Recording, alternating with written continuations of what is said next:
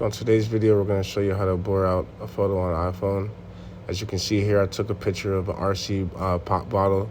So what we're going to do here is we're going to go to the App Store and we're going to type in blur photo. And we're going to download this app right here, the first one, the blur photo effect background. So I already downloaded the app. It costs money, but you can use it for free without even doing the trial if you just allow ads to pop up. So, let me show you here as well.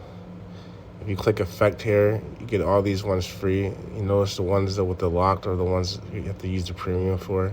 But you can do like pixelated, glass, blocky, all types of different effects. But let's just go with the regular blur. So you can pick up brush size as well.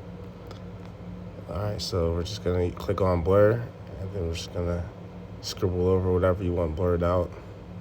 All right, if you're good with that, you hit next. Just filter it down at the bottom. We're just gonna go to the original, and then you can just hit upload.